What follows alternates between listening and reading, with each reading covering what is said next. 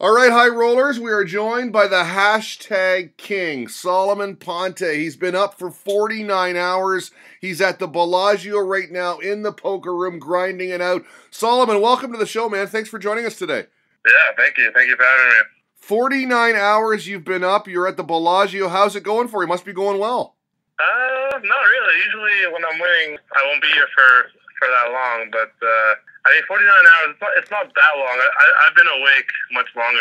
And how do you do that? I don't know. How do I do that? I don't know. I'm just like superhuman. I got that skill. Yeah, 49 hours you've been playing. I don't know if you've been on Twitter for the past little while, but you're creating quite a storm on Twitter. Everyone's talking about the upcoming poker night in America. Matt Glantz has scheduled you in. A few people not too happy about it, man. What's your response to all of this this Twitter craziness going on right now? Listen, man, all those haters, they love me more than the people that actually love me. So they're talking all this shit, but they're going to sit down, they're going to watch me, they're going to have some popcorn, and they're going to talk shit because they're haters. So, like, for me, listen, if you don't got haters, you ain't doing something right? Or, sorry, if you ain't got haters, yeah, exactly, you're not doing something right. But all that Twitter feed with, like, Dan O'Brien, like, I don't know, he's a bitch, to be honest. Like, he's talking shit about ethics of the game and all this nonsense. And the guy doesn't want to tip dealers? Like, what the fuck is that? That's bullshit. Matt Glantz, like, he's ecstatic to have me on the show. Like, he knows that I'm going to make Poker Night in America. Like, that show that I'm going to be on will be the best show that they ever have on Poker Night in America. Like, hands down. Like, look what happened at Live at the Bike. I went on Live at the Bike 3 episodes. It's probably the craziest high-stakes cash games ever filmed in history. There was almost a fist fight. I called $20,000 for 6 high, so I don't give a fuck. Like, bro, Poker Night in America will be huge. I'm going to crush it. The ratings are going to go through the roof, all because of me. Like, Brandon Cantu, Mike Dentelli, Shaun Deeb, plus is on there, Doug Polk, these guys are nothing. I'm going to be the show. Fuck all those guys. So listen, Salomon, I really like your strategy, and Matt Glantz is defending you on Twitter saying, hey, listen, let's give this guy a chance. He's entertaining. He brings fun to the game. Obviously, you have your critics, but you've really got an aggressive style, man. You're breaking into the poker scene, and you're really calling out the big names, aren't you? Yeah, well, the thing is, like, there's no bigger name than me, so, like, I'm calling out people below me, so it's okay. So where does this inner confidence come from, man? You're a Canadian guy, an accountant. Yeah, no, I'm a CPA, not an accountant, a CPA. There's a difference. CPA is like the creme de la creme. Accountant, anyone could be just a regular accountant. Like 8 years to get that designation. So wait a minute, Salomon, let me get this straight. No matter what you do in life, whether it be CPA, playing poker, taking the dog for a walk, you're at the top of your game always. Yeah, of course. Whatever I do it the best. No one can beat me. No one. You know, like, if I'm losing money, it's because I want to lose money, not because, like, they're beating me. So when you approach a poker game, when you approach the talent that's out there right now, guys like Doug Polk, when you square off with these guys, how do you approach poker? Are you just going to pound them into submission, like with your table talk and your aggressiveness?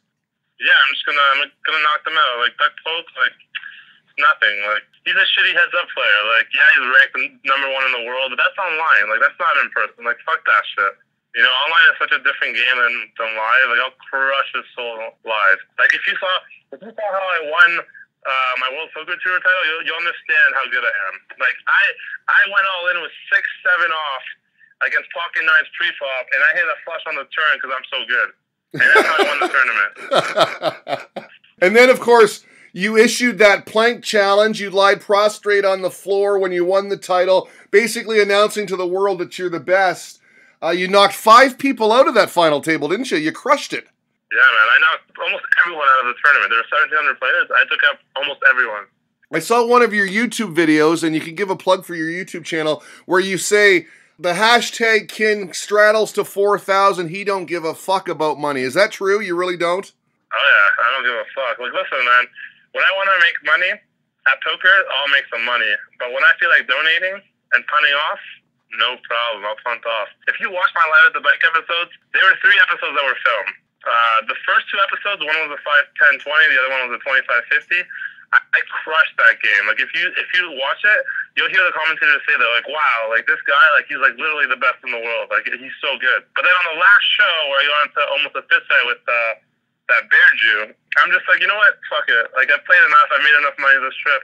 I'm going to go out with a bang, you know? I'm going to go all in. I'm going to call it all in with 6 side for 20,000, no problem. Like, I lost almost 40K, like, in that last session. I went to Baccarat right after. I took 5K, turned it into 40,000, made all my money back in, like, literally 2 minutes. You can check all that on Instagram. It's all on Instagram. If you go to #tag.king_, or even Salomon Ponte, whichever account you want, you'll see that right after I lost 40K on that last episode, I made it all back in, like, 2 minutes. So, like, you know, it is what it is. It's just money. Like, I got so much of it, it doesn't matter.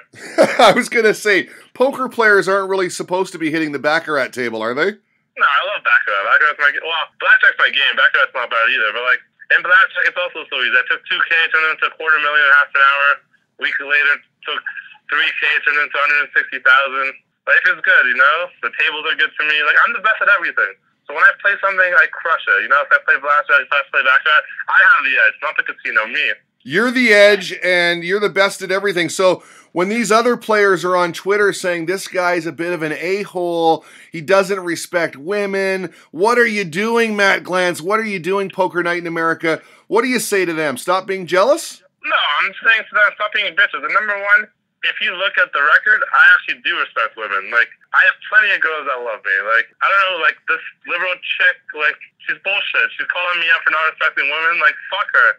She don't know nothing. If you speak to, like, real women, like, maybe, like Emma, like, she knows what's up. She knows I respect women. Emma she won the World Poker Tour in Montreal. She's good. Like, she knows who I am, and she loves me. Like, you can ask her, like, she loves me probably more than she loves her boyfriend. Like, she knows what's up. Hey, listen, I got to ask you, man. Do you think part of this is politics? I know you're kind of on the Trump train, and some of the people that have been criticizing you are for her, Hillary. Well, what do you think about all of the politics right now in poker Twitter? Honestly, fuck Hillary. She's such garbage. She had people killed, man. Like, Hillary should fucking... Whatever. I'm not going to say anything because I'll probably get shot. But, you know, Hillary should... ... But, yeah, Donald Trump, if I was fucking American, which I hopefully one day I will be, Donald Trump all the fucking way. Well, listen, man, let me ask you about the accusations with the threats at the bike. People saying you threatened someone very seriously with their life even afterhand. Can you run down that situation and how it played out? Yeah, of course. I'm talking to Bearju, and he's talking shit to me, I'm talking shit to him, and then he starts bringing out my family. And I'm like, bro, like, please, like, shut the fuck up. And he's like, bro, like, blah, blah, blah. He literally keeps going on about my mom. And literally, I'm flying to Toronto. The only reason why I'm flying to Toronto the next day and leaving live at the bike is because the mom's having surgery. So he's literally, like, calling her out and, like, talking all this shit. I'm like, bro, shut the fuck up. And then he gets pissed at me. And then he's like, let's go outside. And then I'm like, bro, let's go outside.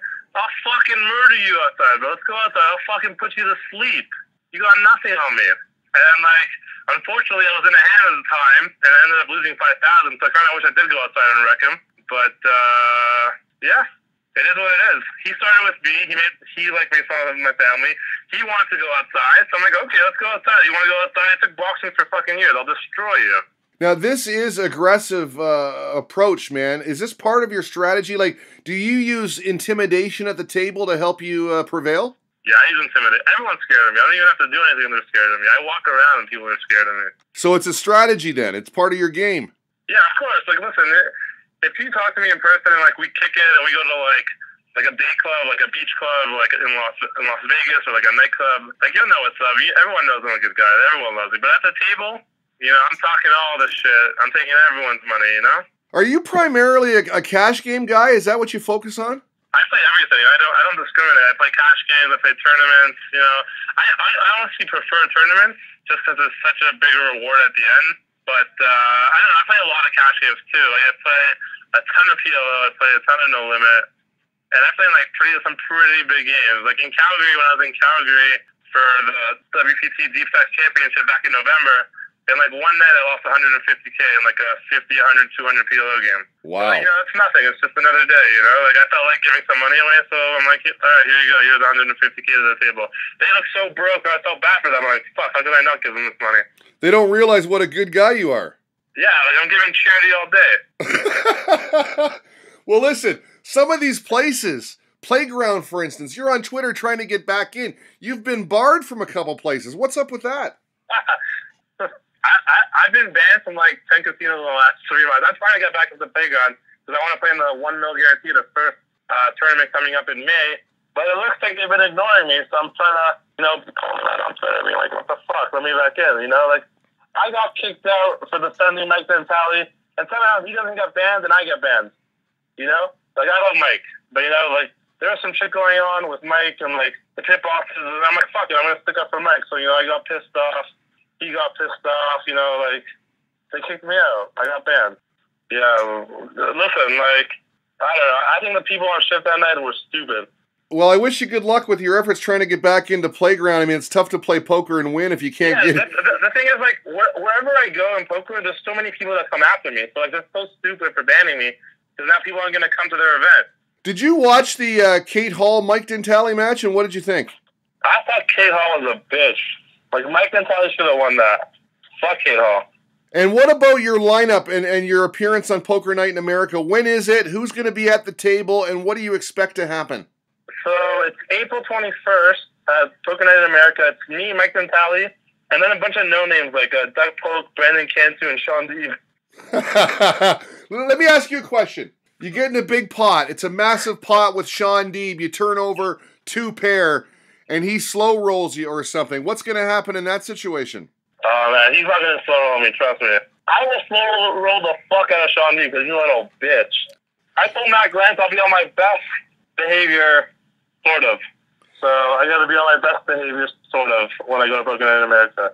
And I respect his wishes, and I'm going to go all out, but I'll still be on my best behavior.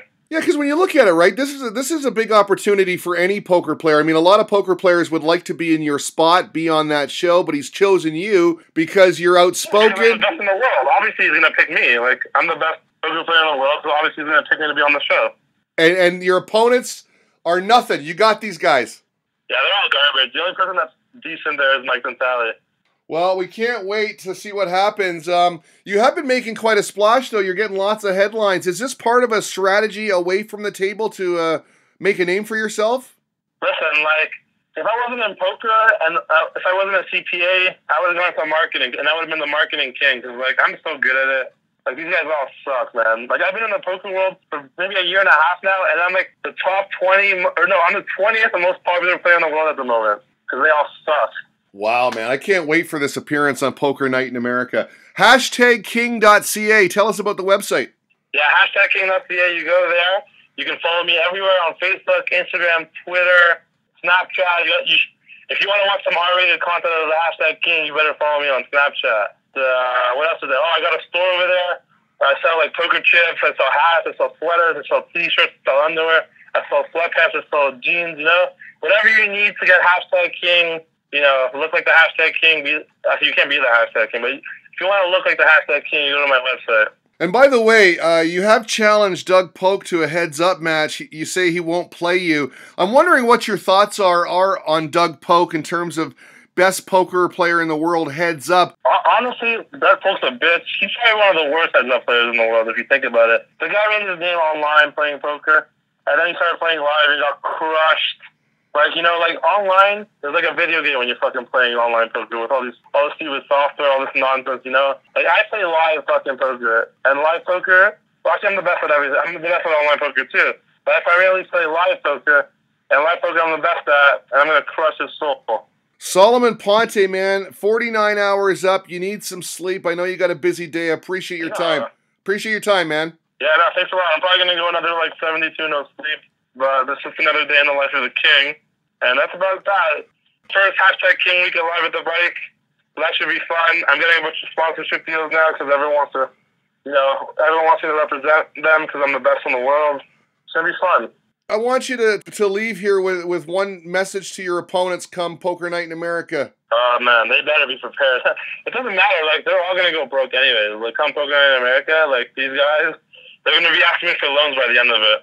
Especially Doug Polk. No, actually, especially Shaun Deeb. I hate that guy even more. Doug Polk, actually, he seems kind of like a cool guy, like, off of poker, but I'll crush his soul, like, when we're playing poker, but, like, I don't know, he seems kind of cool. Like, he seems like he would be, like, kind of decent to party with. Like, him and Joey, like, Joe Ingram. Like, those guys, I think they could kick it with me. I think they're definitely not on my level, like, party-wise, but I think they could get there. Like, Shaun Deeb, that guy just looks like a little doofus dork. Like, he's got no shot at anything in life. He's just drawing dead at everything. Salomon Ponte, man, thanks so much for your time. I can't wait to watch this episode. Yeah, no problem. Can't wait to watch it too.